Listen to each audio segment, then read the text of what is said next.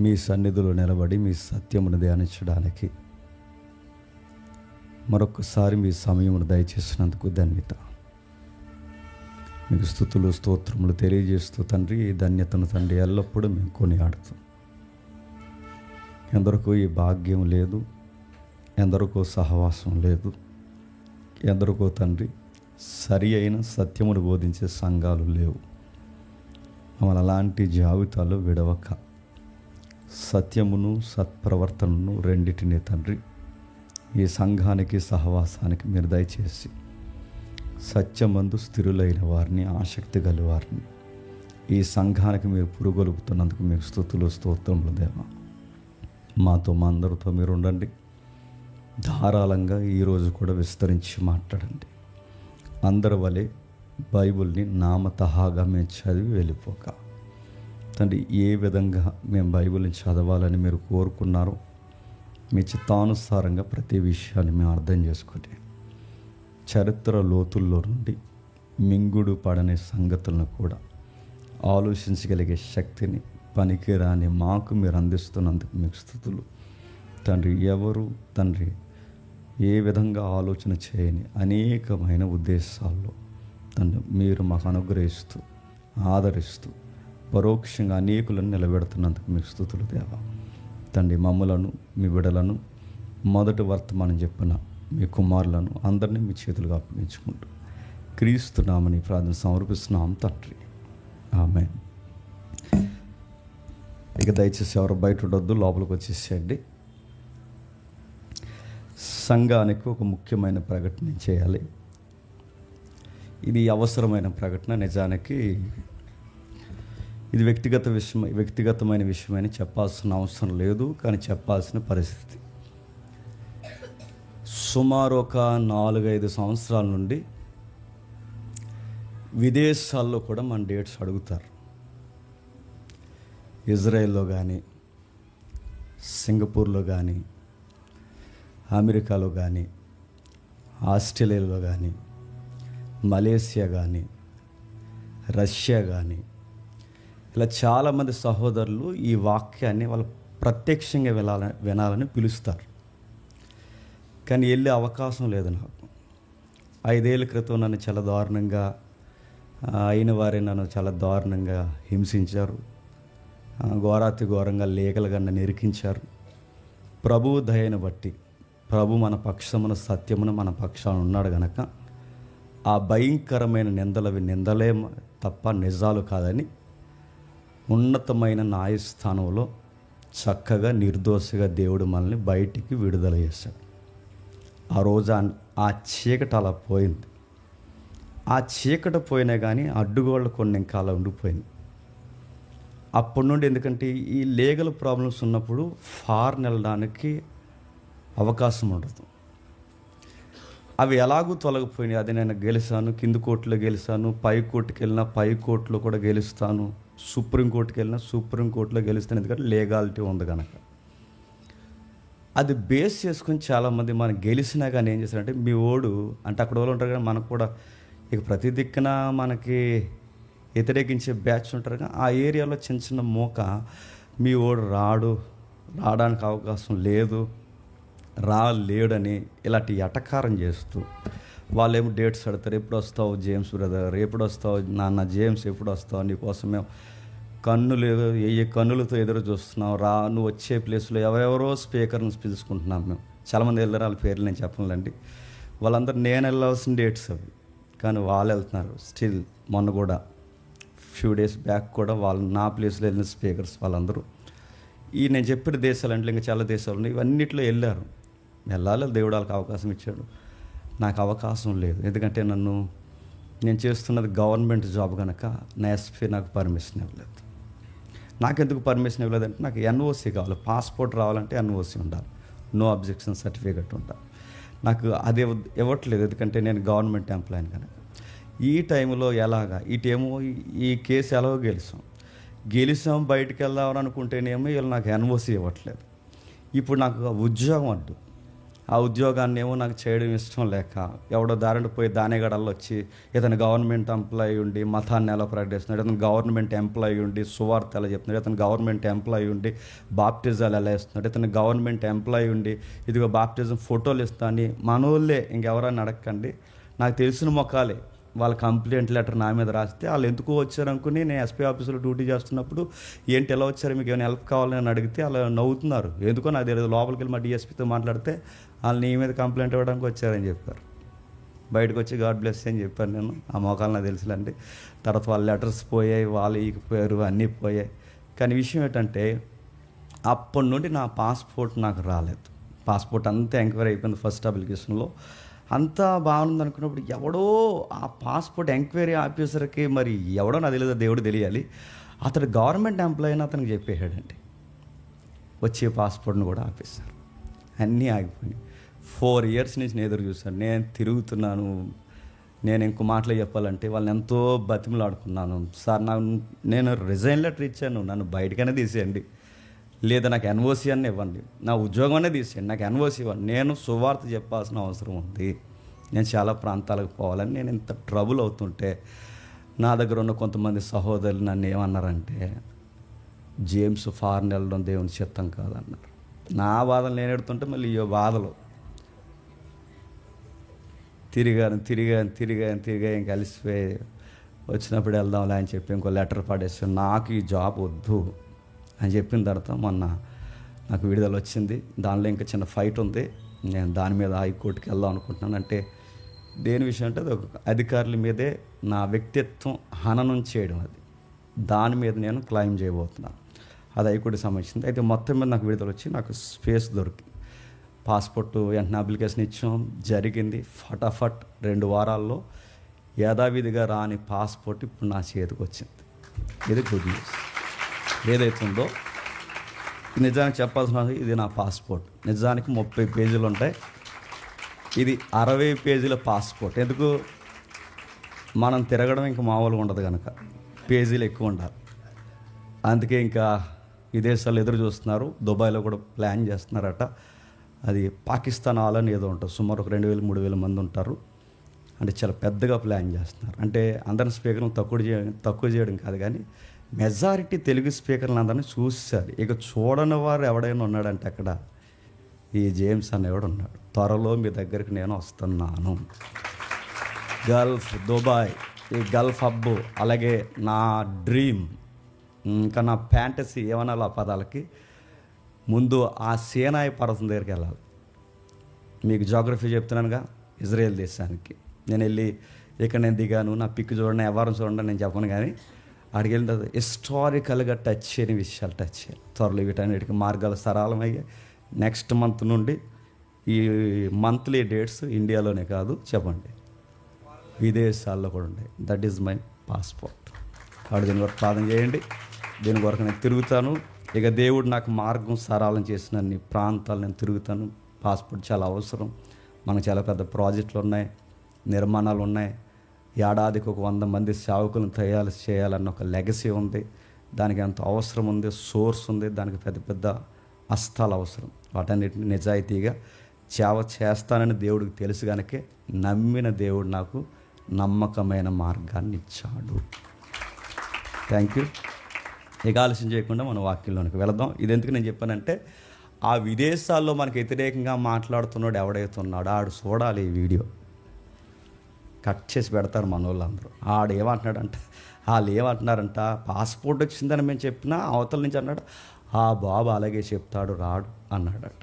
పోనీ వచ్చేస్తున్నామని చెప్పినా కన్ఫామ్ అయితే మళ్ళీ ఏమని చెప్పారట, వస్తున్నారు కానీ సువార్త చెప్పడానికి రారు, జస్ట్ విజిటింగ్ టూరిజం పాస్పోర్ట్ మీద, టూరిజం అప్లికేషన్ మీద వస్తున్నారు. అంటే మేము తిరగడానికి వస్తున్నామా? అందుకే వీళ్ళందరూ గొడవలు పెట్టాడంటే రెడీగా ఉండండి, వాక్యం ఉంది కానీ మీకోసమే వాక్యం చెప్తా. సరే, ఇక వాక్యంలోనికి వెళదాం. మత్తయి సువార్త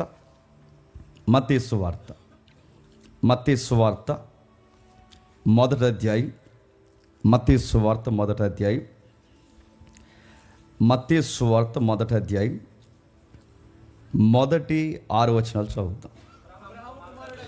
అబ్రహాము కుమారుడగు దావీదు కుమారుడైన యేసుక్రీస్తు వంశావళి అబ్రహాము ఇస్సాకును కనెను, ఇస్సాకు యాకోబును కనెను, యాకోబు యోధాను అతని అన్నదమ్ములను కనెను, యోధా తామారునందు పెరేసును కనెను, పెరేసు ఎస్రోమును కనెను, ఎస్రోము ఆరామును కనెను, ఆరాము అమీనాదాబును కనెను, అమీనాదాబు నయస్సోనును కనెను, నయస్సోను సల్మానును కనెను, సల్మాను రాహబునందు బోయాజును కనెను, బోయాజు రూతునందు ఒబేదును కనెను, ఒబేదు యెష్షయిని కనెను, యెష్షయి రాజైన దావీదును కనెను. ఆగుదాం, ఇక్కడ ఆగాం మనం. అసలు ఎందుకు మత్తయి సువార్త మొదటి అధ్యాయంతో మీరు ఎంత ఊగిసలాట్లో ఉన్నారంటే, మత్తయి సువార్త పాత నిబంధనకి క్రొత్త నిబంధనకి ఆ మొదటి అధ్యాయం అనేది వారధ లాంటిది. అంటే ఒక పట్టాన క్రొత్త నిబంధన మనకి చాలా గ్రిప్ మనకు దొరకాలి అంటే పాత నిబంధనలో ఉన్న అనేక సందర్భాలు క్రొత్త నిబంధనలో సడన్గా దర్శనంకి వస్తాయి మనకి. ఇగో బలిపీఠానికి వధింపబడిన జకరియా కుమారుడు మొదలుకొని ఏబేలు మొదలుకొని జకరియా కుమారుడు అనగానే టక్కుమని జకరియా అంటే ఎవరో తెలియాలి. మీరు జకరియా అనగానే యోహాను తండ్రి దగ్గరికి వెళ్ళకూడదు. ఇలా అనేక విషయాలు తారసపడతాయి. పలానా కీర్తనలో దావీదు ఏమన్నాడంటే, పలానా రాజు టైంలో ఏమన్నాడంటే, ప్రభు అయిన యేసుక్రీస్తు వారు అనేక విషయాలు ఉటంకించాడు. సువార్తల దగ్గర నుంచి పత్రికల వరకు, ప్రకటన గ్రంథం వరకు, ముఖ్యంగా ప్రకటన గ్రంథం మనకు అర్థం కావాలంటే పాత నిబంధన మీద చాలా అవగాహన ఉండాలి. ఆ అవగాహన ఉండాలి అంటే ఈ క్రొత్త నిబంధన భాగమేనండి. క్రొత్త నిబంధన అనేది వ్యాఖ్యానం. దేనికి వ్యాఖ్యానం అంటే పాత నిబంధనకి వ్యాఖ్యానం. అంటే పాత నిబంధన అర్థం చేసుకోవడానికి దేవుడిచ్చిన వ్యాఖ్యాన గ్రంథమే క్రొత్త నిబంధన. థియలాజికల్గా మాట్లాడుకుంటే అంటే ఈ పాత నిబంధన ఏంటో తెలిస్తేనే వ్యాఖ్యానం ఏంటో మనకు అర్థమవుద్ది. డైరెక్ట్ వ్యాఖ్యానం చదివితే అసలు ఒరిజినల్ పాత నిబంధన అంటే దీని మూలం ఏంటో తెలియకపోతే వ్యాఖ్యానం చదివితే మనకు అర్థం కాదు. కాబట్టి ఎందుకు మొదటి అధ్యాయాన్ని ఎంత పర్టికులర్గా మనం ఆలోచిస్తున్నాం అంటే ఈరోజు మీకు అర్థమవుద్ది. చాలా విషయాలు ఉన్నాయి. దావీదు కోసం మాకు తెలుసు కంటే తెలియాల్సిన విషయాలు ఉన్నాయి. చాలామంది ఈ భక్తుల కోసం అది తెలియాల్సిన విషయం ఉన్నాయి. 14 తరాల్లో ఎంత పుంకాలు చరిత్ర ఉందో ఆ చరిత్రను ధ్యానిస్తున్నప్పుడు ఒక్కొక్క భక్తుని గురించి అబ్రహాం దగ్గర నుంచి మొదలెట్టి సుమారు దావీదు వరకు వచ్చాం. ఆ దావీదు దగ్గర దావీదు అనే వ్యక్తిని మనం ఎందుకు చూస్తున్నామంటే, దావీదు రాక రాజకీయానికి కొత్త మలుపు ఇజ్రాయెల్ దేశానికి. దావీదు రాక ఇజ్రాయెల్ దేశానికి కొత్త మలుపు కనుక దావీదు దగ్గర దేవుడు కోరుకుని అనేక విలువలు దేవుడు ఎక్స్పోజ్ చేశాడు. అందుకు ఆ విషయాలు మనం చూస్తున్నాం, ఆ సంగతులు ధ్యానిస్తున్నాం. సరిగ్గా లాస్ట్ టైం మనం ఎక్కడ ఆగామంటే అదొల్లాము గృహ దగ్గర ఏం జరిగిందో చూస్తాం. ఏం జరిగింది? అనేక మంది వచ్చారు అక్కడికి. ఆ గృహలో ఏం చేస్తారు? ఆ ముందు వారం కూడా కలిపి మీకు జ్ఞాపకం చేస్తున్నాను. ఆ గృహలో ఏం చేస్తారో తెలుసు, ఆయన పాటలు రాసుకున్నాడు. అనేక పాటలు రాసుకుని ఆ గృహలో ఉన్నప్పుడు ఏం చేస్తాడు? మనకలాగా మనమే కనుక సింగిల్గా ఉంటే ఆ గృహలో సిగ్నల్ వస్తే బాగుండు అనుకుంటాం. అదేగా మీకు చెప్పాను నేను, మనం ఎప్పుడైనా ఒంటరిగా ఉంటే తెలుగులో సామెత ఒంటరోడు తొంటరోడు అవుతాడని. కానీ దావీదు ఒంటరిగా ఉండి తొంటర ఆలోచన కానీ తొంటర పనులు కానీ ఇలాంటి చీకటి పనులు ఏమీ చేయకుండా ఆ గృహలో ఆయన ఏం చేశాడంటే ప్రార్థనలు చేసుకుని ఆ ప్రార్థనలే పాటలుగా మార్చేశాడు. సరిగ్గా అంతకుముందు ఆ గృహ దగ్గర ఏం జరిగిందో మనకు తెలుసు. బలహీనులు వచ్చారు ఆయన దగ్గరికి. ఆ బలహీనులను బలవంతులుగా మార్చిన స్థలం అది. అప్పుల్లో ఉన్నవారు, నిరాశలు ఉన్నవారు, శ్రమల్లో ఉన్నవారు, బాధల్లో ఉన్నవారు, వీళ్ళందరికీ అండా దొండ కొండ ధైర్యమే. ఒక్క మాటలో చెప్పాలంటే దేవుడు దావీదుని సరాసరి నాయకుడిని చేశాడు. అంటే ఆ 400 మంది ఎవరంటే అప్పుల్లో తిప్పుల్లో నిరాశల్లో బాధల్లో ఉన్న వారికి నాయకుడు అయ్యాడంటే సరి అయిన నాయకుడు ఎప్పుడు అవుతాడో తెలుసా? బాధగా చూసినప్పుడు, కన్నీళ్ళని కన్నీళ్ళుగా చూసినప్పుడు, పేదోడు హృదయాన్ని దగ్గరగా చూసినప్పుడు. అందలాల మీద ఉన్నవాడు అందలాల మీదే నాయకుడు అవుతాడు. అందలాలు ఎక్కే దిగుతాడు, అందలాల మీద ఉంటాడు తప్ప ఎప్పటికీ దిగాడు. అందుకే మెగాస్టార్ చిరంజీవి గారు ఒక మాట అంటారు ఇంటర్వ్యూలో, ఒక మాట మీకు గుర్తుందో లేదో, ఆయన మంచి మాట, వ్యాలిడ్గా ఉన్న ఉదాహరణ సమాధానం అయ్యాడు. ఇంకా ఒక్క మాటలు చెప్పాలంటే వాళ్ళందరికీ ఒక మాట చెప్పాలంటే రాజ్యంలో రాజును తయారు చేసి ఒక ట్రైనింగ్ సెంటర్ అది. ట్రైన్ అయ్యాడు, తయారు చేశాడు. ఇదిగో ఎంతమంది అప్పులు, ఎందుకు అప్పులు వచ్చే ప్రజలకి? పరిపాలించే నాయకుడు తెరవలేక. మన లాస్ట్ టైము జస్ట్ పొలిటికల్గా కొంత వాయిస్ మనం టచ్ చేస్తే లైవ్లో కామెంట్లు పెడుతున్నారు, మీకు రాజకీయాలు ఎందుకో, మీరు దేవుని పని చేయక. దేవుని పని అంటే ఏంటో తెలుసా అయ్యా నీకు? అడుగుతున్నా, దేవుని పని అంటే తెలుసా? అడుగుతారు. నాయకులు సరిగ్గా పరిపాలించకపోతే ఏలి అడగలేదా? నాయకులు సరిగ్గా పరిపాలించకపోతే యోహాను ముఖం మీద ఏలెట్టి అడగలేదా ఏ రోజునే? ప్రతి పౌరుడికి హక్కులు ఉన్నాయి, అడుగుతారు. నువ్వు అడగడానికి వీలేదని అడుగుతాను. నాకు హక్కు ఉంది, నాకు ఓటు ఉంది, నేను అడుగుతాను. ప్రతి ఒక్కరు అడుగుతారు. ఇలా కామెంట్లు పెట్టి బెదిరిస్తున్నారు. నువ్వు రాజకీయాలు జోలికి వస్తే ఏం చేస్తాను? నీ బంద వస్తే ఏం చేస్తాను అడుగుతున్నాను. ఏం చేస్తాడు? అడగరా? అడుగుతారు. బైబిల్లో ప్రాఫిట్స్ అడిగారు. అసలు ప్రవక్తల గ్రంథాలంటే చెప్పిన రాజులతోనే యుద్ధాలు. అది ప్రవక్తల గ్రంథాలంటే. అంటే ఒక క్రైస్తవుడు గుర్తుపెట్టుకోండి, అమెరికా రాజకీయం మార్చింది ఎవరో తెలుసా? చదివా? అమెరికా ఈ ట్రంప్ గెలిచి ఈరోజు కూర్చున్నాడంటే అమెరికా రాజకీయం మారడానికి వెనకాల పనిచేసింది ఎవరు? పాస్టర్ గారు. మీరు కావాలని చదవండి, ఇష్టం అడుగుతారు. జూనియర్ కింగ్ మార్టిన్ లూథరన్ ఎవరు? ఆయన నల్ల జాతీయులకి విప్లవం తెచ్చిన ఆయన ఎవరు? పాస్టర్ గారు. అడుగుతారు. పొలిటికల్ సైన్స్ మా పులిపేట్ల మేంచి మాట్లాడతాం. ఎంతవరకు మాట్లాడాలో మాకు తెలుసు, అంతవరకు మేము మాట్లాడతాం. అధికారుల కొరకు ప్రార్థన చేస్తాం, అధికారులు బాగుండాలని ప్రార్థన చేస్తాం. ఎప్పుడు ప్రార్థన చేస్తాం? జనులు నెమ్మదిగాను సుఖముగాను బ్రతకాలని, మంచి పరిపాలన రావాలని ప్రార్థన చేస్తాము. ఒకవేళ మంచి పరిపాలన చేయకపోతే ఆ దొంగ పరిపాలన చేస్తున్న వాడి కోసం కూడా ప్రార్థన చేస్తాం. చేయమా? చేస్తాం. అందుకే ఇలాంటి రాజకీయం మలిపిది. నాయకుడు ఎలా అవుతాడు? పైనుంచి పైకెక్కున్నాడు సరైన నాయకుడు కాదు, కింద నుంచి రావాలి. ప్రజల హృదయంలో బాధలను చూడాలి. దగ్గరగా హృదయ స్పందన దావీదుకు దేవుడు చూపిస్తున్నాడు. ఆ దుఃఖంలో ఉన్న వారికి, జీవితంలో సుఖం లేని వారికి, శ్రమల్లో ఉన్న వారికి, అప్పుల్లో ఉన్న వారికి ఎంతమందికి ఆదరణ అయిపోయిన నాయకుడు అయ్యాడు. ఆ రోజు అంతమందికి ఆదరణ ఎవరంటే దావీదు. ఈరోజు మనకు అప్పులు ఉన్నాయా? ఉన్నాయి. మనకు శ్రమలు ఉన్నాయా? ఉన్నాయి. నడుతున్నా మనకు నెలకేమో లచ్చేస్తున్నారా? లేదు. నడుతున్నాను. మన బాధలు పట్టించుకున్న వాళ్ళు ఉన్నారా? మన బిడ్డలు చదువులు చూసే వాళ్ళు ఉన్నారా? మన అనారోగ్య సమస్యలు పట్టించుకునే వాళ్ళు ఉన్నారా? లేరు. మనల్ని పట్టించుకునే నాయకులు ఉన్నారా? లేరు. దావీదు ఉన్నాడా? లేడు. సొలొమోను ఉన్నాడా? లేడు. మరి ఎవడున్నాడంటే ప్రయాసపడి భారం మోసుకుంటున్న సమస్త జనులకు ఒక కింగ్ ఉన్నాడు. ఆ కింగ్ పేరు నజరేయుడైన యేసు. ఇప్పుడు దావీదు లేడు. ఇది ప్రభు అయిన యేసుక్రీస్తు వారు మనకి ఇచ్చిన ఒక గొప్ప వాగ్దానం. ఇది ఎన్నికల వాగ్దానం కాదు, చెప్పండి, ఎవర్ లాస్టింగ్ వాగ్దానం. అది ఆయన ఇక్కడ చూస్తాడు, అక్కడ చూస్తాడు. ప్రతి కన్నీటికి ఆయనే ధైర్యం అవుతాడు, నాయకుడు అవుతాడు. గుండెల నిండా నాయకుడిగా ఆయన నిలబెడతాడు. అలాంటి యేసు ప్రభు గురించి అక్కడి వరకు చూసి మనం ఆగాం. సరిగ్గా టైంలో దావీదు గారిని దేవుడు ప్రిపేర్ చేస్తుంటే దావీదు గారు ఒక విషయం అర్థమైంది. నా స్వనిర్ణయాలతో కాక దేవుని విశ్వాసం మీద ఆనుకోవాలి. అయితే ఈ రంగులు పొంగులు, రాజకీయ రంకులు, ఈ తరుములాట మధ్య నా వయసు అయిపోయిన అమ్మ నాన్న నలిగిపోకూడదు అనుకున్నాడు. సరిగ్గా టైంలో ఒక మంచి నిర్ణయం తీసుకున్నాడు. మిస్పా అనే ప్రాంతానికి వెళ్ళాడు. ఆ మిస్పా అనే ప్రాంతానికి వెళ్ళి దావీదు గారు ఏం చేస్తున్నాడో ఒక్కసారి మనం చూద్దాం. 22వ అధ్యాయం త్వరగా కొన్ని విచిత్రమైన సంఘటనలు ఉన్నాయి అక్కడ. త్వరగా చూసి మనం ముగించుకుందాం. 22వ అధ్యాయం మొదటి సమూయేలు గ్రంథం 22వ అధ్యాయం 3వ వచనం నుండి. తరువాత దావీదు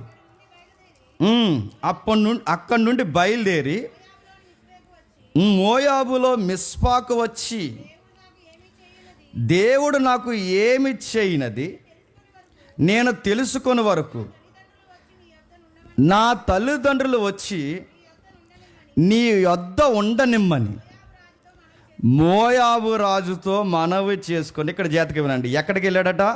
మిస్పాకి. నడుతున్నాను. తల్లిదండ్రులని తనతో పాటు నలిగిపోవడం తనకి ఇష్టం. ఎందుకంటే అప్పటికే దావీదు గారు తల్లిదండ్రులకి వయసు అయిపోయింది. అప్పటికే దావీదు గారు తల్లిదండ్రుల వయసు అయిపోయింది కనుక ఆయనకు ఒక మాట గుర్తుంది. దావీదు గారు దివారాత్రులు ధర్మశాస్త్రాన్ని చెప్పండి ధ్యానిస్తాడు. అంటే చదివింది ధ్యానిస్తాడు. అంటే ఆయన ఎప్పుడు ఆలోచిస్తాడు. ఇప్పుడు ధర్మశాస్త్రంలో ప్రధానమైన ఆజ్ఞలో ఒక ఆజ్ఞ ఏంటి? నీ తల్లిని తండ్రిని సన్మానించు. మొదటి ఆజ్ఞ ఏంటి?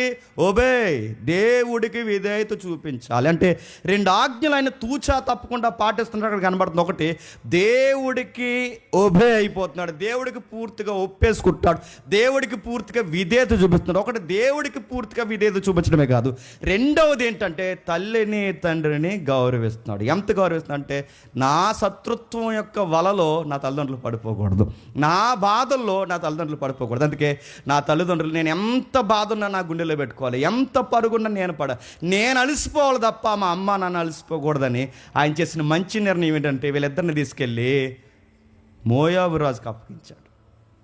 ఆ మోయాబు రాజు ఉన్న ఏరియా పేరే మిస్పా. ఒకసారి చూడండి, తమ్ముడు వేస్తాడు. దేవుడు ఏర్పరిచింది. ఈ లెఫ్ట్ సైడ్ మీకు కనబడుతుంది ఊహా చిత్రం. ఆ రోజుల్లో క్రీస్తు పూర్వం మిస్పా ఎలా ఉండేది, అదిగో అలా ఉండేది మిస్పా. మిస్పా అనే ప్రాంతాన్ని మీరు గుర్తుపెట్టుకోండి. మనం ఎలాగో బైబిల్ స్టడీ, జాగ్రఫీ అంతా చూస్తున్నాం కనుక ఈ మిస్పా ఎక్కడ మిస్పా అంటే ఇది మోయాబు మిస్పా. అంటే మిస్పా అనే ప్రాంతాలు చాలా ఉన్నాయి. ఎక్కడ చాలా ఉన్నాయి? ఇజ్రాయెల్ దేశంలో చాలా ఉన్నాయి. అంటే యోధా ప్రాంతం టచ్ చేసి ఒకటి ఉంది, అటు పై ప్రాంతానికి పోతే ఒకటి ఉంది, ఇంచుమించు గిబియా దగ్గరలో ఒకటి ఉంది. అంటే ఇలా గుర్తుంచుకుని పోతే చిన్న మిస్పాలు ఉన్నాయి, పెద్ద మిస్పా ఉంది. ఇది ఏ మిస్పా అంటే మోయాబుకి దగ్గరకున్న మిస్పా. నా మాటలు అర్థమవుతున్నాయి. అంటే మోయాబు ప్రాంతంలో ఒక పట్టణాల్లో ఒక పట్టణం ఈ మిస్పా. దీన్ని జాగ్రఫికల్గా గుర్తించారు. జాగ్రఫికల్ సైంటిస్టులు ఎవరైతే ఉన్నారో దీన్ని గుర్తించారు. దాన్ని గుర్తించి ఇప్పుడు దాన్ని ఏమని పిలుస్తారంటే టెల్ ఎన్ నెస్పా అంటారు దాన్ని. అంటే ప్రజెంట్ జాగ్రఫికల్ నేమ్ ఏంటంటే టెల్ ఎన్ నెస్పాగా దీన్ని గుర్తించారు. అంటే నిజంగా మెస్పా ఉంది. ఆ నిజంగా ఉన్న మెస్పా ఇదిగో మనకు రైట్ సైడ్ కనబడుతుంది. గుట్టలాగా కూలిపోయిన కోట, గుట్ట కూలిపోయిన పునాదుల దెబ్బ, అదే ఇది. అంటే ఆ మిస్పాయే ఈ మిస్పా. ఇక్కడికి ఆ రోజుల్లో అంత బాగున్నప్పుడు, అంత వైభాగ్యం ఉన్నప్పుడు దావీదు గారు తీసుకెళ్ళి వాళ్ళకి అప్పగిస్తున్నాడు. ఎవరికి? మోయాబు రాజుకి. అడుగుతున్నాను, మోయాబు రాజుకి ఇశ్రాయేలుకి పడతాదా? పడదు. అడుగుతున్నాను, సౌలుకి మోయాబు రాజుకి యుద్ధాలు జరిగాయా లేదా? లేదు, జరిగే ఆ తంతు కార్యక్రమాలు రాజకీయ మోక జరిగిందా లేదా? జరిగంటే సౌలుకి చుట్టుపక్కల ఉన్న ప్రతి రాజ్యంతో వ్యతిరేకత ఉంది. ఇప్పుడు అడుగుతున్నాను, అంటే ఇప్పుడు శత్రువు మనకి మిత్రుడని తీసుకెళ్ళాలి, తల్లిదండ్రులు అక్కడికి అప్పగించాడా? రాజకీయం అదేగా, శత్రువు మనకి మిత్రుడు. అలా ఇప్పుడు సౌలు ఎలాగూ మోయాబు రాజుకు శత్రువు కనుక ఈ శత్రువు నాకు మిత్రుడు అవుతాడని చెప్పి ఇలాంటి కుళ్ళి రాజకీయాలు ఏమైనా చేయడానికి తీసుకెళ్ళాడా? అలా తీసుకెళ్తే యథార్థవంతుడు అవుతాడా? కాదు. మరి ఎందుకు తీసుకెళ్ళాడంటే వీళ్ళకి బీరకాయ పీసు చుట్టాలు. ఎవరో మోయాబీలు. ఎలా మీకు చెప్పాను, మీరు మర్చిపోకూడదు. ఎలా బీరకాయ పీసు చుట్టాలు? వీళ్ళ నాన్న ఎస్సియా ఉన్నాడుగా, వీళ్ళ నాన్న ఆ ముత్తాత ఎవరైతున్నాడో రూతమ్మ బిడ్డ. రూతమ్మ ఎవరు తాలీకు? మోయాబీలు బిడ్డ. అంటే మొత్తం మీద అటు సైడ్ ఉన్న వాళ్ళకి ఇటు సైడ్ ఉన్న వాళ్ళకు ఉన్న క్లారిటీ ఏంటంటే ప్రత్యక్షంగానో పరోక్షంగానో దావీదు గారు మన చుట్టాలని నమ్ముతున్నాడు. ఎవరు? అందుకు షెల్టర్ ఇచ్చాడు. గుర్తుపెట్టినాడు. సౌలుకి ఎత్తాడా? చంపి పడేస్తాడు. సౌలుకి ఎత్తాడా అని అడుగుతున్నాడు. సౌలుకి ఎవడు? సౌలు చుట్టాలకి ఎవడు? కానీ దావీదు గారి పేరెంట్స్ని ఎందుకు గౌరవిస్తున్నారంటే ఎన్ని గొడవలు పెట్టుకున్నా చుట్టాలే కదండి.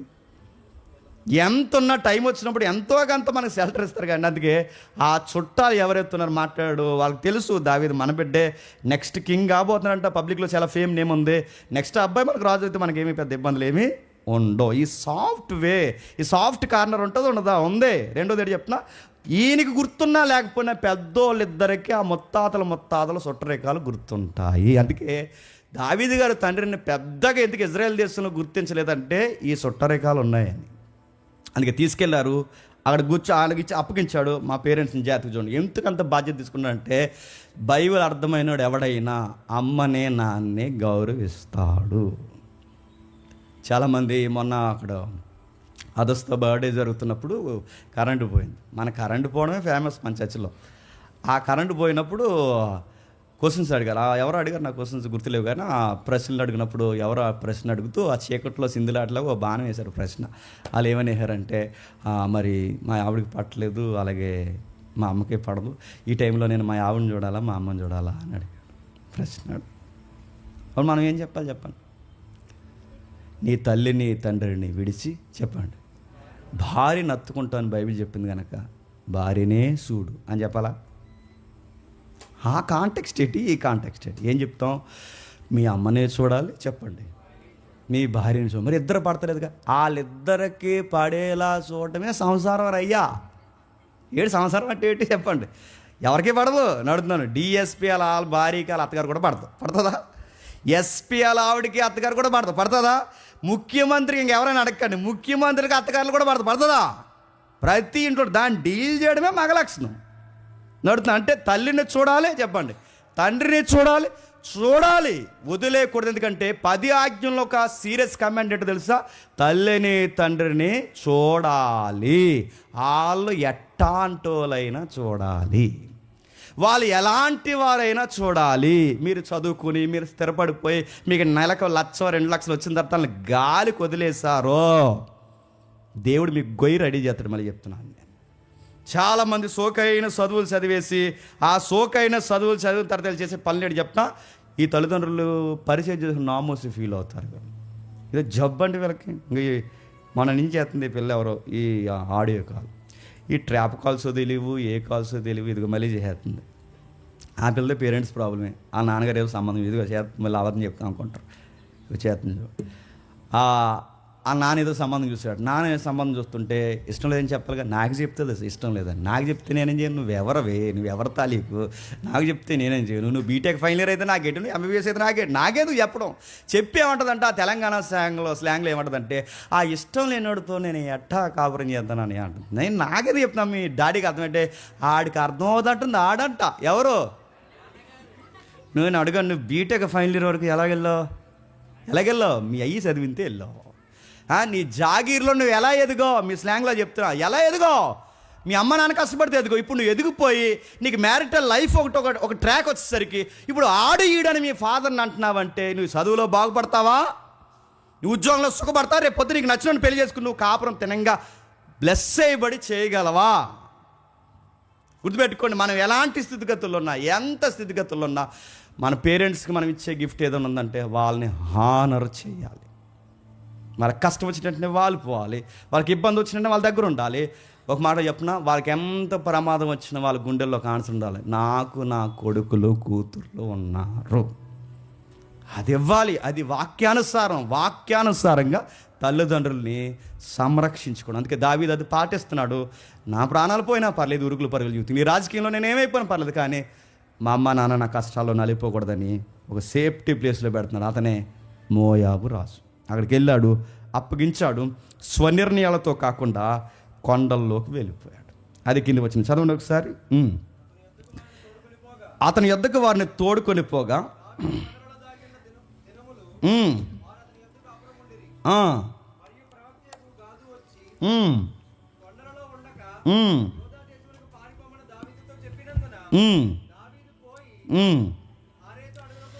హారేతు అడవుల్లోకి వచ్చిన అక్కడ 2 వచ్చిన జాతకండి. ఈ 2 చూసి మనం ముగించుకుందాం, త్వరగా ముగిద్దాం ఈరోజు. అయితే అతని యొద్దకు వారిని తోడుకొని పోగా దావీదు కొండల్లో దాగి ఉన్న దినముల్లో వారు అతని యొద్దకి తీసుకొని వారు దావీదు కొండల్లో ఉన్నంత కాలము వీరు అక్కడ కాపురం ఉన్నారు. ఎక్కడ?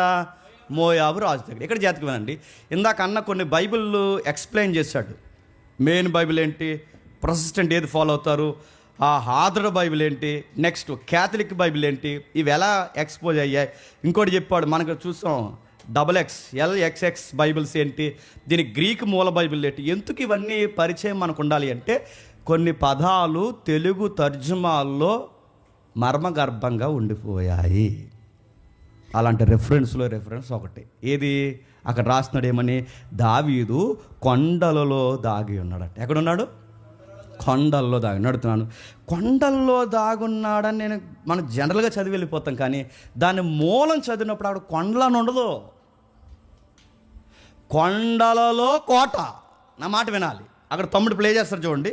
కొండలలో కోట అంటే అక్కడ దావీదు గారిని బాగా వినండి. మిస్పాలో తల్లిదండ్రులను అప్పగించేసిన తర్వాత దావీదు గారు కొండల్లోకి పోయాడని ఉంది. కొండల్లో దాగున్నాడంటే కొండల్లో దాగున్నాడని కాదు. ఎబ్రీ బైబుల్ ఏముందంటే అక్కడ ఒక కోట ఉంది, ఆ కోటకు ఒక పేరుంది. ఆ పేరు ఎబ్రీ కీర్తనలో, ఎబ్రీ బైబిల్లో దావీదు పలుమార్లు రాశాడు. ఆ ఒక్క పదము చాలా విషయాలు మనకు తెలుసుకోకపోతే మరుగైపోతాయి. మళ్ళీ చెప్తున్నానండి, ఆ కోట అంటే కొండలు, ఆ కొండలలో ఒక కొండ, ఆ కొండలలో ఒక కోట. అందుకే దావీదు పాట, ఆ పాటల్లో ఒక మాట ఏంటో తెలుసా, నా కొండ కోన చెప్పండి నీవే యేసయ్యా. రెండోది, నా శైలము నా కోట నీవే యేసయ్యా. ఎందుకు ఆ పదాలు రాశాడు?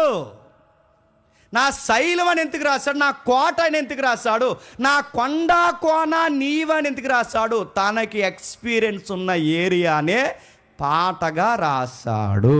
అంటే ఈ కోట పేరేంటో తెలుసు, అక్కడ రాశాడు చూడండి, వీలైతే జూమ్ చేయండి. మెతుస్దా అనే కోట, అంటే ఆ ఏరియా మెతుస్దా, సౌండ్ ఎలా ఉన్నా అర్థం చేసుకోండి. మెతుస్దా అనే కోట అంటే ఈ కోటలో ఉన్నాడు. ఈ కోటకున్న ప్రత్యేకత ఏంటి తెలుసిన? ఆ మెతుస్దా అనే కోటకున్న అర్థం ఏంటంటే బలమైన రక్షణ స్థలం అని అర్థం. ఇంకేంటి చెప్పిన, శత్రువుని ఆటాడే స్థలం. అంటే శత్రువు ఎక్కడికైనా రాగలడు, కానీ ఈ కోటలో దాక్కుంటే ఎవడు రాలేడట. ఎందుకు రాలేడు? అది ఎలా కట్టాడు మీరు చూడండి. మీరు మెజారిటీ ఇటు మన బళ్ళారి కానీ, కర్ణాటక కానీ, ఇంకా మన పై ప్రాంతాలకు పోతే రాజస్థాన్ కానీ, మీరు రాజు కోటలు చూడండి, అన్ని కొండల మీద ఉంటాయి. మీరు బళ్ళారి గొల్ని అలా పైకి వెళ్తే అన్ని ఆ కోటలు, పడగొడిపోయిన కోటలు అలా కొండల మీద కనబడతాయి. మెజారిటీ కోటలు కొండల మీదే కడతారు. ఎందుకంటే ఎక్కడ సదునైన ప్రాంతాలు కట్టడానికి శత్రువు త్వరగా సొరబడతాడు. అది ఏటవాళ్ళు కొండ కట్టి, ఇప్పుడు ఇది కొండ అనుకోండి, ఈ వారిని వాలెట్టి దీన్ని కొండ కడితే వీడు ఎక్కడి నుంచి ఎక్కుతాడండి? ఎక్కడి నుండి ఎక్కలేడు. అంటే వీడు ఎక్కే ప్రయత్నం చేసే లోపు పైన ఒక సైనికుడు పహారీ చేస్తుంటాడు. వీడు ఎక్కే లోపు చెప్పండి, అస్సాల్ట్ ఎప్పుడు పవర్ఫుల్గా ఉంటుంది చెప్పనా? కింద నుంచి వేసే ఫైరింగ్ కన్నా, అంటే కింద నుంచి వదిలే బాణం కన్నా పైనుంచి వదిలే బాణానికే పవర్ ఎక్కువ, ఎందుకంటే గ్రావిటీ ఉంటుంది కనుక. అందుకే ఎప్పుడు గుర్తుపెట్టుకోండి, దావీదు ఉరియాని లేపేస్తున్నప్పుడు గోడలకి దగ్గరగా తీసుకెళ్ళమంటాడు ఉరియాని. ఎందుకు? ఖచ్చితంగా కింద ఉన్నవాడు ఎంత యుద్ధ నైపుణ్యత కలిగిన వాడైనా ప్రాకారాల దగ్గరికి వెళితే ఎంత బలవంతుడైనా త్వరగా పోతాడు. ఎందుకే ఫైర్ ఎప్పుడు పైనుంచి జరిగితే ఎంత కమాండర్ అయినా కింద నుంచి ఫైర్ ఇవ్వరు. ముందు దాక్కుంటారు, కన్సిల్డ్ అవుతారు, దాక్కుంటూ పోతారు, కవర్ ఏంటో చూసుకుంటారు. ఇది ట్రైనింగ్లో ఒక మెథడ్, గెరిల్లా వార్ అక్కడ పుట్టింది. గెరిల్లా వార్ అంటే ఏదో దాంట్లో దాగోడు, కన్సిల్డ్ అయిపోవడం, అంటే ప్రకృతిలో మిళితం అయిపోవడం. అందుకే అక్కడ చూస్తున్నాం మీరు చూడండి, వాళ్ళు ఎంత తెలివిగా కోట కట్టారు. ఎక్కడి నుంచి ఎక్కడానికి అవకాశం లేదు, ఎటు నుంచి రాలేడు. ఎటు నుంచి వచ్చినా అక్కడ స్టెప్ బై స్టెప్, అక్కడో మధ్యలో ఎక్కడ ఉంటాడు దావీదు, అక్కడికి ఎవడైనా రాగలడో వచ్చే లోపు ఆ నూకలు ఎక్కడెత్తారు. అలాంటి కోటలో ఉన్నాడు. ఆ కోట పేరు మెతుస్దా అనే కోట. ఆ కోటకు అర్థం ఏంటి చెప్పిన, ఏట స్థలం అని అర్థం. ఇప్పుడు చెప్పండి, అమ్మ నాన్న అక్కడ పెట్టేసి ఎక్కడ పోయి దాక్కున్నాడు మనోడు? క్షమించండి, ఎక్కడికి వెళ్ళి నివాసం చేస్తున్నాడండి? కొండలలో కాదు, కొండలలో ఉన్న కోటలో. ఈ తెలుగు బైబిల్లో లేదు, ఎక్కడని చెప్పండి? హీబ్రీ బైబిల్లో ఉంది, మూల బైబిల్. మీ ఇంటికి స్టడీ చేసుకోండి, ఇదే వర్డ్ మీరు కొట్టండి. అక్కడున్నాడు.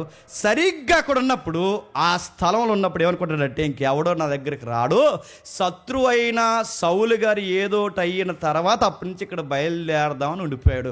ఈయన అనేసుకుంటే సరిపోద్దా? ఎవరు అనుకోవాలి చెప్పండి?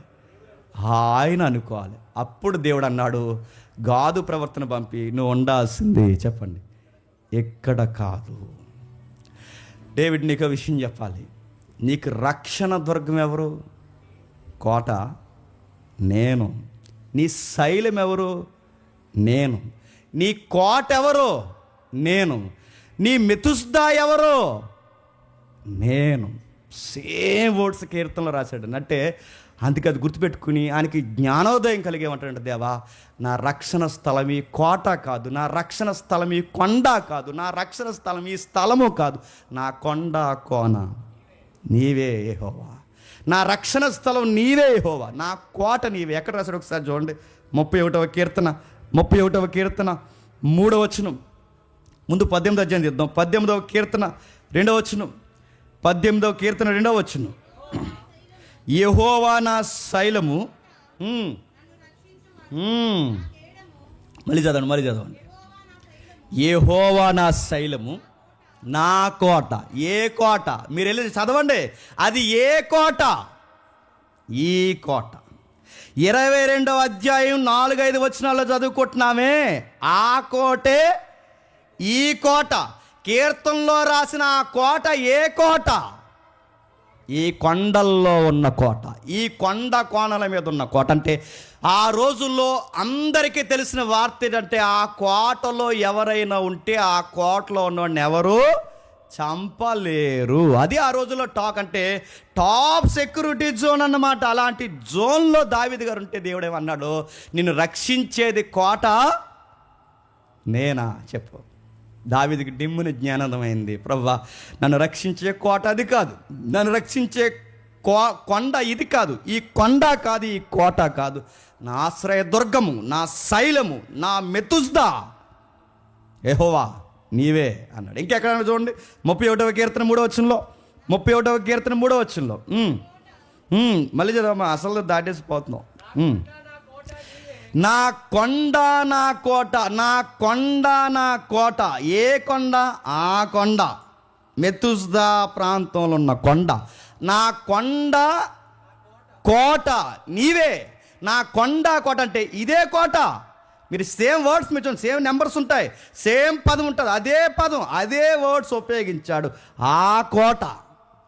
ఇంకా మీరు చూడండి 144వ కీర్తన, 144వ కీర్తన 2వ వచనం, 144వ కీర్తన 2వ వచనం. ఆయన నాకు కృపానిధి, నా కోట, నా దుర్గము, నన్ను తప్పించేవాడు, నా కేడము. చూడండి, ఎందుకు ఆ జాగ్రఫికల్ వర్డ్స్ ఆయన ఎందుకు వాడుతున్నాడు? ఆయనకి ఎక్స్పీరియన్స్ ఉంది కనుక. ఎక్కడ ఆయనకు అనుభవం ఉంది? ఆ కోట అనుభవం ఆయనకు ఉంది కనుక, ఆ దుర్గాల అనుభవం ఆయనకు ఉంది కనుక. ఇంకొకటి చెప్పండి, ధైర్యంగా లోపల అంతమంది శత్రువులను ఎలా నిద్రపోగలడంటే, ఆ కోట ఎక్కి మనిషి అన్నవాడు ఎవడు రాలేడు. ఇప్పుడు బాగా దావీదుకి అర్థమైంది, నా కోట, నా గోడ, నా రక్షణ దుర్గం ఇవి కాదు, చెప్పండి, నా దేవుడని దావీదుకి అర్థం అవ్వాలని ప్రవక్త వచ్చాడు. ప్రవక్త అన్నాడు, కడుపులో మధ్య కలగకుండా కదలకుండా ఇక్కడ ఉన్నావా దావీదు? లే, నువ్వు ఇక్కడ ఉండడానికి వీల్లేదు. నిజానికి ఎక్కడ ఉండాలండి? ఇంత భయంకరమైన పరిస్థితులు జరుగుతున్నప్పుడు దావీదు ఎక్కడుంటే బెస్ట్ చెప్పండి? మన శైలిలో కోటలో ఉంటే బెటర్. కానీ దేవుడి చిత్తం ఏంటి చెప్పనా? నువ్వు ఉండాల్సింది అక్కడ కాదు. ఏ దేశం నుంచి అయితే నేను పరిగెట్టారో ఆ దేశానికే రా. ఏ దేశం అది? ఏ ప్రాంతం అది? ముగిద్దాం ఒకసారి చూడండి త్వరగా. అదే 4వ వచనం నుండి చదువుదాం ఒకసారి. 22వ అధ్యాయం 4వ వచనం నుండి. అతని యొద్దకు వాళ్ళ తల్లిదండ్రులను తోడుకుని పోగా దావీదు కొండల్లో దాగి ఉన్న దినముల్లో. కొండలు అనగానే మీరు బ్రాకెట్లో ఫుట్ నోట్ మీరే వేసుకుంటారో ఏం వేసుకుంటారో, మొత్తం మీద ఫుట్ నోట్ నెంబర్ వేసుకుని కింద మీరు రాసుకోండి. ముఖ్యాంశాలు మరోసారి రాసుకోండి. అక్కడ కొండ అంటే కొండ కాదు, కొండలలో కోట.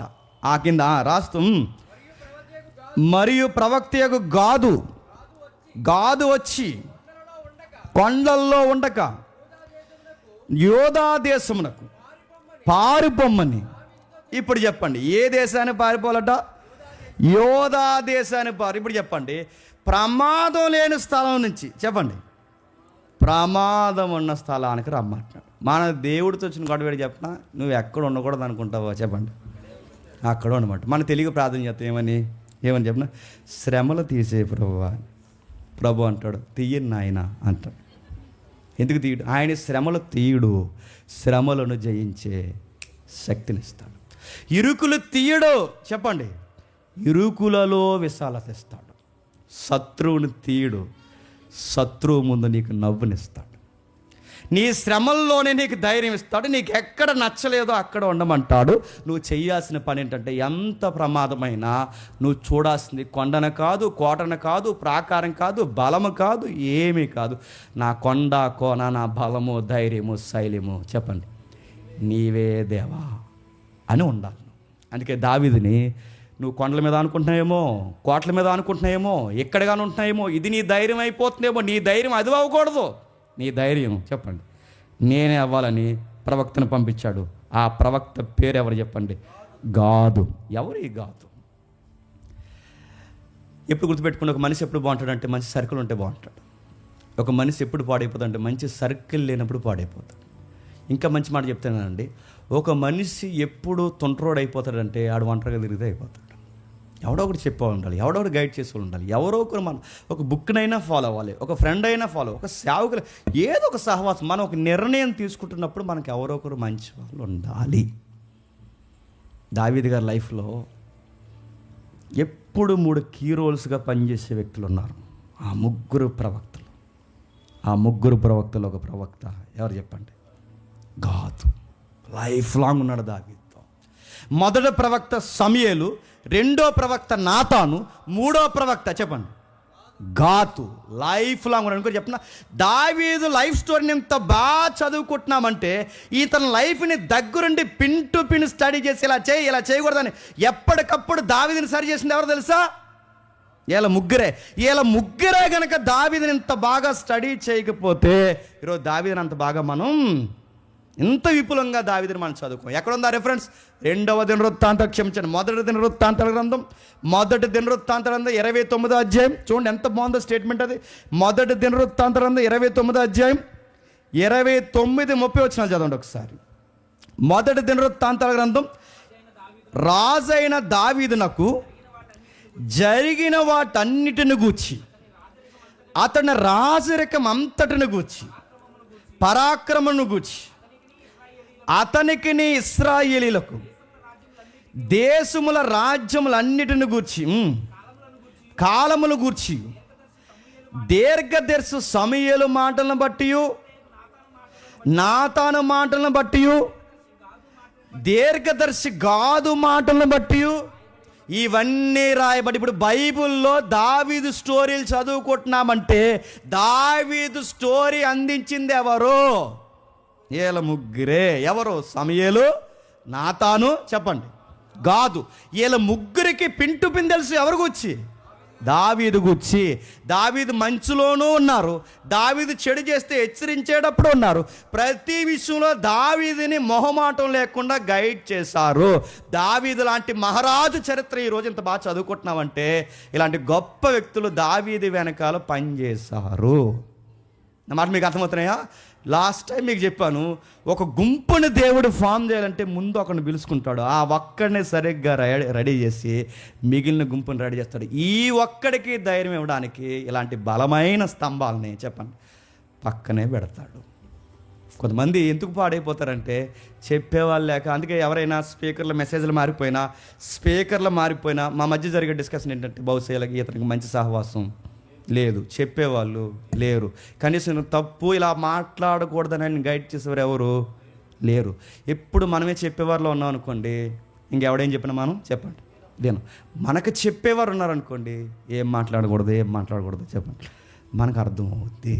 అందుకే నేను ఎప్పుడు నా మెసేజ్లో నాకు ఇష్టమైన మాట, నా లైఫ్లో ఏదన్నా సంతోషకరమైన కార్యం జరిగితే నా ఫస్ట్ కాల్ నా క్లోజ్ సర్కిల్ ఉన్న నా డివోషనల్ ఫ్రెండ్స్కి వెళ్ళిపోవాలి, సంఘానికి వెళ్ళాలి. నా లైఫ్లో ఏ బాధ జరిగినా నా ఫస్ట్ కాల్ చెప్పండి నా డివోషనల్ సర్కిల్ ఏదో ఉంటుంది. అంటే నా బాధ వచ్చినా వాళ్ళకే మొదటి ఫోన్ వెళ్ళాలి, నాకు సంతోషం వచ్చినా వాళ్ళకే మొదటి ఫోన్. కానీ మన ఫోన్ ఎప్పుడు వెళ్తుంది చెప్పండి? మన ఫంక్షన్ జరిగినప్పుడు ఫంక్షన్కి ఎవరిని పిలుస్తాను చెప్పండి? చుట్టం, పట్టం, పెద్దమ్మ, పిన్నమ్మ, ఎల్లమ్మ, పుల్లమ్మ అందరూ వచ్చిన తర్వాత అప్పుడు సంఘాన్ని పిలుస్తాం. పిలిచాం మరి చెప్పండి రాలేదు. మరి అది మీ పెద్దమ్మ రాకపోతే ఏమంటావు?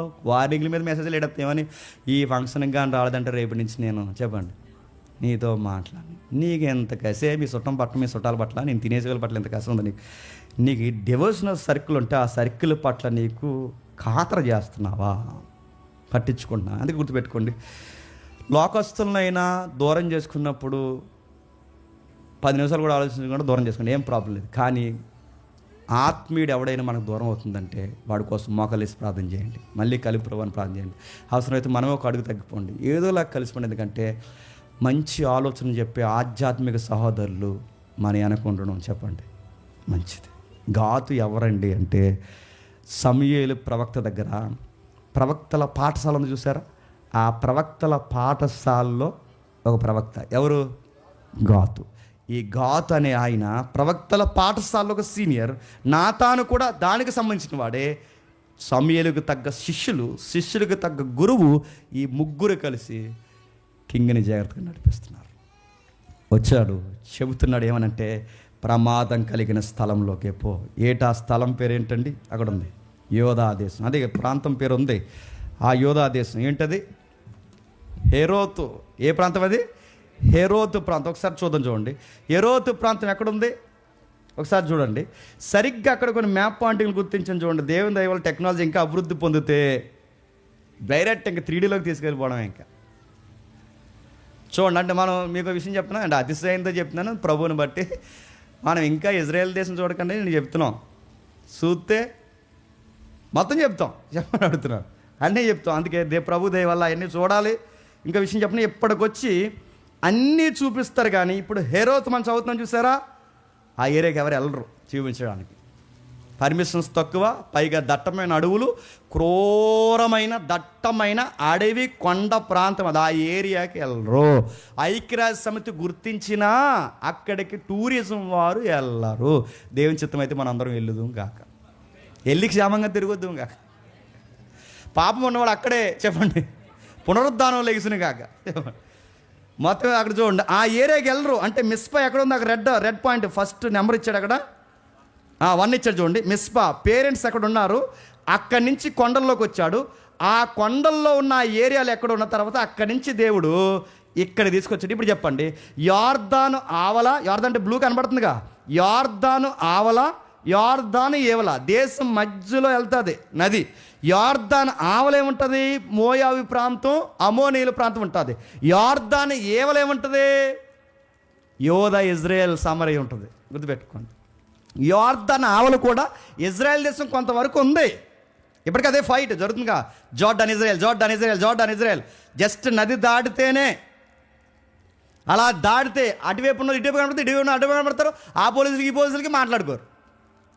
ఎందుకంటే బ్రిటిష్ వాళ్ళు పెట్టిన తలతికలు కూడా తర్వాత ఎప్పుడైనా మాట్లాడుకుందాలండి.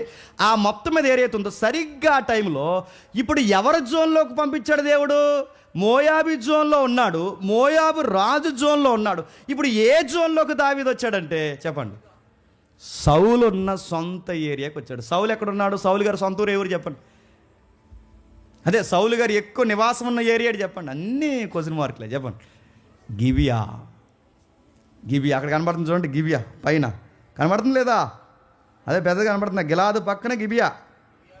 మీకు విషయం చెప్పిన అన్నీ ఏఏలు నమ్మకండి.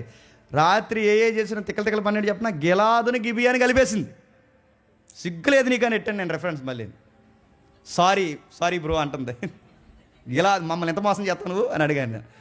అంటే నేను సరిగా చూడలేదు, నేను మళ్ళీ క్లారిటీగా నీ తప్పు మళ్ళీ కవర్ చేసుకుంటుంది. నీ తప్పు, గిలాదు వేరు చెప్పండి, గిబియా వేరు. అందుకే ఆయన గిబియాలో సౌలు గారు అక్కడ ఉన్నాడు.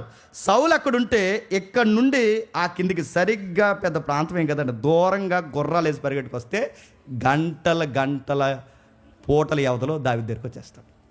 కానీ వచ్చినా దొరకడు. కానీ సొంత ఏరియాలోనే పెట్టాడు. ఎందుకంటే దట్టమైన అడవి. ఈ కింద చూడదాం, ఒకసారి జూమ్ తగ్గించు, ఆ కింద జూమ్ చేయి, అదిగో చూడండి ఆ కొండ గ్రీన్గా అక్కడ. ఇంకా మీరు అన్నమానం వెళ్ళారు లేదు కానీ నేను వెళ్ళాను. అన్నమానం చాలా దట్టంగా ఉంటుంది. ఇప్పటికి కొన్ని జార్వాస్, కొన్ని తెగలు ఉన్నాయి. జార్వాస్ మనం చూడొచ్చు. ఇలా మనం ఎప్పుడైనా ఫారెస్ట్కి వెళ్ళినప్పుడు, జూకి వెళ్తాం చూసారా, జూకి వెళ్ళినప్పుడు కార్లలో వెళ్తున్నప్పుడు అదిగో జింక, ఇదిగో పులి, ఇదిగో నక్క అని మనం ఎలా చూస్తాం. జార్వాస్ కూడా అలా ఉంటారు, బట్టలు ఉండవు, ఎలా ఉంటారు, పిల్లల్ని ఎలా ఎత్తుకుని అలాగా అడవులు ఆ చెట్ల కింద నిలబడి ఉంటారు. అలా చూసి వెళ్ళిపోవాలి. వాళ్ళు చూసి నవ్వుతే కేసు. ఎందుకంటే చూసి వాళ్ళు నవ్వకూడదు. వాళ్ళకి బట్టలు ఉండవు, నల్లగా ఉంటారు, పళ్ళు ఒక్కటే తెల్లగా, పళ్ళు తప్ప తెల్లగా ఇంకేం కనబడవు. వాళ్ళు నవ్వకూడదు. నవ్వామంటే వాళ్ళు ఇన్సల్ట్ ఫీల్ అవుతారు. వాళ్ళకి లాంగ్వేజ్ తెలియకపోయినా నవ్వితే ప్రమాదం. వచ్చి కారును కొట్టేసినా, ఆలొచ్చి కొట్టేసినా తప్పు మందే. గ్లాసులు తీయకూడదు, కారు ఆపకూడదు. జార్వాస్ పర్లేదు, కొట్టి వెళ్ళిపోతారు. కానీ ఇంకో తెగలు ఉంటాయి పక్కన, వాళ్ళ దగ్గరికి వెళ్తే వాళ్ళు కొట్టరు, ఫ్రై చేసుకుని తినేస్తారు. అందుకే ఎదరో కారు వెళ్తుంది, వెనకాల కారు వెళ్తుంది. అంతకన్నా దట్టమైన అడవులు గుర్తుపెట్టుకున్నవే. ఆ ఏరియాకి వచ్చాడు ఎవరు చెప్పండి, దావీదు గారు. ఈ మనిషికి పులంటే భయం ఉండదు, ఈ మనిషికి సింహం అంటే భయం ఉండదు, ఈ మనిషికి ఎలుగుబండి అంటే భయం ఉండదు, ఈ మనిషికి సౌలన్నా భయం ఉండదు, గొలియాత్ అన్నా భయం ఉండదు, అడివన్నా భయం ఉండదు. మరెందుకు అక్కడ ఉన్నాడంటే ఆయన గుండెల్లో ఒక మాట ఉంది, అభిషక్తు నొందిన వాడిని చెప్పండి చంపడం నాకు ఇష్టం లేదు. ఒక్క పాయింట్కి తప్పింది. కొట్టలేక కాదు, తిట్టలేక కాదు, అనలేక కాదు. తండ్రి సమానుడు, అభిషక్తు నొందినవాడు, నాకన్నా ముందు పిలవబడినవాడు, పిలుపుని మర్చిపోయినవాడు. ఇప్పుడు పాడైపోయాడని నేను జెండా ఎత్తడానికి వీలు లేదు. ఎథిక్స్ ఉన్నాయి కనుక అక్కడికి వచ్చాడు. కానీ ఈ మనిషికి ఆ బ్రైట్నెస్ ఉంది, కానీ ఆ మనిషికి ఉందా? లేదు. కానీ దావీదుకి దేవుడు లెసన్ నేర్పుతున్నాడు. ఏమనంటే, దావీదు నువ్వెక్కడ ఉంటున్నావు? నువ్వు ఉండాల్సింది మోయాబు ప్రజల మధ్య కాదు, నీ సొంత దేశంలో నీ ప్రజల మధ్య. దావీదు నువ్వు ఎక్కడుంటున్నావు? విదేశీ ప్రజలతో కాదు, స్వదేశీ ప్రజలతో ఉండాలి. నువ్వు ఎక్కడుంటున్నావు? రాతి కోట మీద కాదు నువ్వు ఆనుకోవాల్సింది, దేవుని విశ్వాసం మీద నువ్వు ఆనుకోవాలి. నువ్వు ఎక్కడుంటున్నావు? దావీదు పొరుగు దేశంలో కాదు, నీ యోధా ప్రాంతంలో నువ్వు ఉండాలి. నీకు శ్రమ వచ్చినా, బాధ వచ్చినా నువ్వు అక్కడే ఉండాలి. ఎందుకు ఉండాలంటే భవిష్యత్తు తిరిగిన వాడిగా నాకు తెలుసు, నెక్స్ట్ నువ్వు ఉన్న యోధా ప్రాంతం మీద దండయాత్ర రాబోతుంది. ఇప్పుడు చెప్పండి, సౌలుంటే ఏ దండయాత్రని చేయలేడు, దండయాత్రని ఎదుర్కోలేడు. సౌలు ఫిలిస్తీన్లు ఎదిరించలేడు. ఫిలిస్తీన్లకి ఎవరి పేరు చెప్తే పరారైపోతారు తెలుసా? దావీదు పేరు చెప్తా. అందుకే సౌలు ఆ కొనను ఎక్కడ, గిబియా దగ్గర. ఇప్పుడు దాడి ఎక్కడ జరగబోతుందంటే 23వ అధ్యాయంలో యోధా ప్రాంతం మీద. యోధా ప్రాంతం ఎవరంటే నీ స్వజనులు, నీ ప్రజలు. ఇప్పుడు ఈ ప్రాంతం మీద ఇది పడకుండా ఉండాలి అంటే చెప్పు, నువ్వు అక్కడ ఉండాలి. అందుకే 23వ అధ్యాయంలో జరిగే యుద్ధానికి ముందే దావీదుని చెప్పండి 22వ అధ్యాయంలోనే తీసుకొచ్చి కూర్చోబెట్టాడు. ఎందుకు? నెక్స్ట్ నీతో పనుంది. సరిగ్గా ఆ పనున్న టయానికి ఆ కొండ ప్రాంతాలకు మెథుస్దా అనే ప్రాంతం దాటి ఇక్కడికి వచ్చే సమయానికి ఆ ఏరియా దగ్గరికట, తర్వాత వచ్చే వారం మనం చూద్దాం, గెద్దలాంటి పదునైన యుద్ధం చేయగలిగి జోరేగల్లాంటి గురి కలిగిన వీరులు సూర్యులు దావీదు దగ్గరికి వచ్చి చెప్పి మమ్మల్ని ఏం చేయమంటాం అనగానే ప్రవక్త వచ్చి నిలబడ్డాడట. ఫిలిస్తీన్లు యుద్ధానికి వచ్చారట. దావీదు అడుగుతాడు, ఏం చేయమంటావు ప్రభు అంటే దేవుడు అంటాడు, ఫిలిస్తీన్ని లేపే అంటాడు. మీకు విషయం చెప్పనా, మనం దేవుని మాట వింటూ పోతే వెనకాల ఉన్నవన్నీ మన మాట వింటూ వెనకాలే వచ్చేస్తాయి. మనం మన మాట వింటూ పోతే చెప్పండి, వెనకాల ఉన్న వాళ్ళు వాళ్ళ మాట వింటూ వాళ్ళు పోతారు. ఇది పెట్టుకో. మనం ఆయన మాట వింటే చాలు, అన్నీ వస్తాయి, వెనకాల వస్తాయి. దావీదు దగ్గరికి కావాల్సిన దానికి సూర్యులు వచ్చారు, వీరులు వచ్చారు, అప్పుల్లో తెప్పల్లో అసహనానికి గురైన వాళ్ళందరూ వచ్చారు. వాళ్ళే గొప్ప నాయకుడిగా నిలబెట్టారు. సరిగ్గా యుద్ధం జరిగే టయానికి దావీదు ఎత్తాల్సిన ఎజెండాని ఎత్తాడు. సిత్తుగా 23వ అధ్యాయంలో ఫిలిస్తీన్లు కొట్టి బహుమందిని చంపి పంపించేశారు. ఇది నువ్వు చెయ్యాల్సిన పని. కోటలో ఉంటానంటావేంటి? నీ పనేంటి చెప్పు. నీ జాతి మీద ఏ కావాలకుండా నువ్వు కాపాడు. నీ పనేంటి చెప్పు. రాజుగా నీ ప్రజలు నువ్వు కనబడ్డు. నీ పనేంటి చెప్పు. నువ్వు చెయ్యి యుద్ధాన్ని నీ ప్రజల కల్లారా చూడాలి. మా రాజు అని చూడాలి. ఇతనుంటే చాలు, దేశానికి ఏమీ జరగదని ప్రజలు చూడాలి. నువ్వు చూడాలి, నిన్ను చూడాలి అంటే నువ్వు ఉండాల్సింది కోటలో కాదు, నువ్వు ఉండాల్సింది కొండలో కాదు, నువ్వు ఉండాల్సింది మెట్లలో గృహంలో కాదు, నువ్వు ఉండాల్సింది నీ ప్రజల్లో, నీ దేశం మధ్య, సౌలు వ్యతిరేకిస్తున్న పరిస్థితుల మధ్య నువ్వు ఉండాలి. సవాళ్ళకి ఎదురు నిలబడాలి. ఆ నిలబడ్డాడు, యుద్ధం చేస్తున్నాడు. ఏమని జరుగుతుందో ఒక్కసారి 23వ అధ్యాయం చదవండి, ముగించేద్దాం. 23వ అధ్యాయం అదే మొదటి సమూయేలు గ్రంథం 23వ అధ్యాయం మొదటి వచనం చదవండి. తర్వాత ఫిలిస్తీన్లు చూసారా, ఇప్పటికే ఫైనాన్షియల్గా నలిగిపోతున్నారంటే మళ్ళీ ఏం దోచడానికి వచ్చారట? ధాన్యం దోచడానికి వచ్చారట. దావీదునకు వినబడి. ఎందుకు వినబడింది? నువ్వు మొదస్తాలో ఉంటే వినబడదు, నువ్వు ఎక్కడ ఉంటే తెలియదు. ఇప్పుడు నువ్వు ఎక్కడుంటే తెలుసు, స్వదేశంలో ఉంటే నీకు తెలిసిన వెంటనే స్పందిస్తావు. అందుకే దావీదు తీసుకుని కూర్చోబెట్టాడు. అంతలో దావీదు, నేను వెళ్ళి ఈ ఫిలిస్తీన్ హతము చేయుదునా అని యెహోవా యుద్ధ విచారణ చేయగా, యెహోవా నువ్వు వెళ్ళి ఫిలిస్తీన్ హతము చేసి కేలేనాను రక్షించమని, అది ప్రాంతం రక్షించమని దావీదు నాకు సెలవిచ్చును. దావీదు కూడా ఉన్న జనులు, మేము ఇచ్చుట యోధా దేశంలో ఉండునను మాకు భయముగా ఉన్నది. ఫిలిస్తీన్ల సైన్యములకు ఎదురుగా కెయిల్లాకు మేము వచ్చిన ఎడల మరింత భయం కలుగును కదా అని దావీదు అనగా, దావీదు మరలా యెహోవా విచారణ చేసును. నీవు లేచి కెయిల్లాకు వెళ్ళుము, ఫిలిస్తీన్ని చేతికి అప్పగించునని యెహోవా సెలవీయగా, దావీదు అతని జనులను కెయిల్లాకు వచ్చి ఫిలిస్తీన్లతో యుద్ధము చేసి వారిని లెస్సగా హతము చేసి వారి పశువులను దోచుకొని వచ్చిరి. ఇలాగూ దావీదు కెయిల్లా కాపరస్తులను లక్షించాను. వీళ్ళెవరు? సొంత సహోదరులు. వీళ్ళెవరు? సొంత ప్రజలు. ఇలాంటి ఆపద వచ్చినప్పుడు నువ్వు నాయకుడు ఉండాల్సింది పోయి ఎవడో రాని కోటలో దాక్కుంటానంటే ఎట్లా కుదురుద్ది? అందుకే నీ కొండ కోట నేనున్నాను. ఎదుటోడు మళ్ళీ ఫిలిస్తీయుడు వచ్చినా ఎవడొచ్చినా నువ్వు నిలబడు, నేను చూసుకుంటాను. దావీదు నిలబెట్టాడు. ఆ కొండ కోణంలో దావీదు పని ఏంటో తెలుసా? దేవుడి చిత్తానుసారంగా తలదించి దేవుడు చెప్పినట్టు యుద్ధం చేయడమే దావీదు యొక్క పని. ఎలా మన దగ్గరికి వెళ్ళాలి, కూర్చోమన దగ్గర కూర్చోవాలి, నిలబడమన దగ్గర నిలబడాలి, మాట్లాడమన దగ్గర మాట్లాడాలి. నీ ఆలోచన మీద ఆనుకోకుండా నా మీద విశ్వాసంతో నువ్వు చెప్పండి ఆనుకోవాలి. ఉరుగులు పరుగుల్లో తల్లిదండ్రుల్ని మోయాబు రాజు దగ్గర పెట్టాడు, యుద్ధ వీరులందరినీ కూడా పెట్టుకున్నాడు.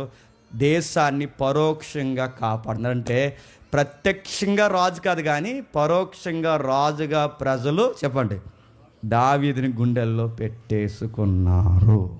ఇప్పుడు చెప్పండి, ఇవన్నీ దావీదుకి దేవుడు అనుభవాలు నేర్పుతున్నాడంటే అనుభవాలే నేర్పుతున్నాడు. ఈ అడవులు చదువుతుంటే కొంతమంది వ్యాఖ్యానకర్తలు ఏమని రాశారంటే, సరిగ్గా అలాంటి వనములోనే దేవుని ముఖాన్ని చూస్తే ఇప్పుడు నన్ను ఏం చేయమంటా ప్రభు అని తండ్రి ముఖాన్ని చూసిన ఒక రాజు ఉన్నాడు. ఆ వనం పేరు గెత్సేమనే వనం. ఆ వనములున్న రాజు ప్రభు అయిన యేసుక్రీస్తు. ఆ ముఖం వైపు చూస్తూ ఏమన్నాడు, ప్రభువా తండ్రి నీ చిత్తమే సిద్ధించుగాక. గెత్సేమనే వనములో మన కోసం పోరాటం చేయడానికి సిద్ధమైన రాజు దావీదు కాదు చెప్పండి, ప్రభు అయిన యేసుక్రీస్తు. దావీదు ఎదుటోని చంపడం ఈజీ, కానీ ఈ రాజు చెప్పండి మనల్ని బతికించడానికి ఆయన చచ్చిపోయాడు. ఆ రాజు దావీదు గారు శత్రుని ఈజీగా తునాతునకలుగా లెస్సగా నరికి పాడేశారు. కానీ ఈ రాజు లెస్సగా చిత్తడిగా చెదగొట్టబడ్డాడు. అగత్యమైన వనంలో దావీదు క్షమించండి ప్రభు అయిన యేసుక్రీస్తు వారి తండ్రి ముఖం చూస్తే అక్కడి నుంచి ఒక ఆన్సర్ వచ్చింది. నన్ను ఏం చేయమంటావు అని అడిగితే తండ్రి నుంచి వచ్చిన సమాధానం, సిలువెక్కాలి, సిలువెక్కాలి, సిలువెక్కాలి. ప్రపంచ ప్రజల కొరకు నువ్వు చనిపోవాలి, నీ ప్రజల కొరకు నువ్వు చనిపోవాలి. దావీదు ప్రజలను బ్రతికించడానికి శత్రువుని చంపేశాడు. కానీ ఈ రాజు శత్రువుల్ని ప్రజల్ని కూడా బ్రతికించడానికి రాజే మన కోసం చచ్చిపోయాడు. దావీదులో చూస్తున్నప్పుడు మనకు కనబడుతున్నది ఓబే అవుతున్నాడు, ఓబే విధేయత నడుతున్నాడు. ఈ విధేయత సంపూర్ణమైన విధేయత ఎవరిలో కనబడుతుంది అంటే దావీదులో ఉన్నప్పుడప్పుడు సైడ్ అయిందేమో కానీ ముఖం చెప్పండి శరీరధారి అయి ఉన్న దినములలో మహారోదన కన్నీళ్ళు ఎంత వేదన కలిగినా తండ్రి ముఖమే చూశాడు, తండ్రి ముఖమే చూశాడు. నీ చిత్తము సిద్ధించుటయే నాకు ఆహారం పానీయము, నువ్వేది చేయమంటే అది చేస్తాను, భూమి మీద నిన్ను మహిమపరచుటకే నేను వచ్చాను. ఇతను దావీదు కన్నా గొప్ప రాజు. దావీదు లాంటి రాజు ఎప్పుడైనా ఆయన సుఖాలు మరికి మన చెయ్యుదులు వచ్చేమో కానీ అన్ని సుఖాలు, అన్ని భోగాలు, అన్ని మహిమలు వదులుకొని కష్టాల్లో కావాలని మనం చేయబట్టుకున్న రాజే చెప్పండి ప్రభు అయిన యేసుక్రీస్తు. ఆ రాజు నీకున్నాడు. నొప్పులున్నా, ఇబ్బందులున్నా, సమస్యలున్నా, అడవుల్లో ఒంటరిగా ఉన్నా, ఏదున్నా, నువ్వు విధవరాండ్లుగా ఉన్నా, పేదరికంలో ఉన్నా, నీకు పేదరికంలో నీకు ఎదుగుదల లేకుండా, ఉద్యోగం లేకుండా, ఎన్నున్నా ఈ రాజు నీ కొరకు ప్రాణం ఇచ్చాడు. ఈ రాజు నీకు వాగ్దానం ఇచ్చాడు. ఈ రోజుకి నేను పిలుస్తున్నాడు, ప్రయాసపడి భారం మోసుకుంటున్నా సమస్త జనులారా నా యొద్దకు రండి, మీకు విశ్రాంతి ఇస్తాను. ఎక్కడే ఇస్తాడు, అక్కడే ఇస్తాడు. దావీదు కన్నా గొప్ప మహారాజు మనకున్నాడు. ఈ గొప్ప మహారాజు రావడానికి దేవుడు ముంగుర్తు రాజుగా ఎంపిక చేసుకున్న రాజే చెప్పండి దావీదు. ఈ రాజు ఉంటేనే చెప్పండి ఆ రాజుకి మార్గం సరళమవుతుంది. ఆ రాజు కొరకు ఈ రాజుని వంశవృక్షంలో దేవుడు చొప్పించాడు. అదే మత్తే మనకిస్తున్న జీనియాలజీ. అర్థమైన వారు ధన్యులు, అర్థం చేసుకోవాలని ప్రార్థించిన వారు మరిన్ని ధన్యులు. మోకాళ్ళేయగలిగిన వారు మోకాళ్ళేయండి, మోకాళ్ళేయలేని వారు లేచి నిలబడండి. మొత్తం మీద ఈ కార్యక్రమంలో పాల్గొనండి. ఎవరు అటు ఇటు చెదిరిపోకండి. ఈ ఉన్నతమైన వడంబడికలో ఈ రాజు మన కోసం చేసిన విషయాల్లో ఇది నమ్మితే, నీకు ఆశీర్వాదకరంగా అనిపిస్తే, ఈ దేవుని కొరకు, నీ కొరకు ఇన్ని ప్రణాళికలు, చరిత్రలు ఎంతగా నీ కొరకు ఎదురు చూస్తున్నాయని నీకు తెలిస్తే ఆయన మీద ఆనుకోండి. ఎవరు కలు తెరవద్దు, ఎవరితో మాట్లాడొద్దు. విన్న వర్తమానాన్ని, చదువుతున్న నిబంధన వాక్యాన్ని, మన మనస్సుల్లో ఏమేం బాధలు ఉన్నాయి వీటన్నిటినీ ఈ నిబంధనలో జ్ఞాపకం చేసుకుందాం. అలానే కళ్ళు మూసుకోండి.